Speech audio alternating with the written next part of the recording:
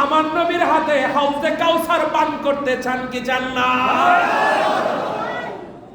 যদি হাউজে কাউসার পান করতে চান তাহলে আমার নবীর শান আজমাত, আমার নবীর আরশচুম্বী মর্যাদার পক্ষে থাকা লাগবে কিনা বলেন? জীবনের প্রতি ক্ষেত্রে নবীর মহব্বতকে সবচেয়ে বেশি গুরুত্ব দেওয়া লাগবে। এখন তো এখানেই সমস্যা করছে মানুষ, কথা বলেন না? কিছু মানুষ বক্তব্যে ওইটাই নবীজির ব্যাপারে নানান কথা, এর বেশি বলা যাবে না, এর বেশি করা যাবে না, কথা বল না কেন? আরে বাবা, আমার প্রিয় নবী আমাকে শাফাআত করবেন, আমাকে হাউজে কাউসার পান করাবেন, এতটুকুই তো যথেষ্ট নবীর মহব্বতের জন্য, ঠিক কিনা বলেন? আমরা মহব্বতে নবীর দুরূদ সালাম পড়ি, আমরা মহব্বতে নবীর দুরূদ শরীফ পড়ি, মহব্বতে সুন্নতি ড্রেস পরার চেষ্টা করি, একটাই আমাদের কারণ, আমরা নবীর দিদার চাই, আমরা নবীর শাফাআত চাই, ঠিক না ঠিক বলেন? এর চাইতে বেশি দলিল কিছু দরকার নাই।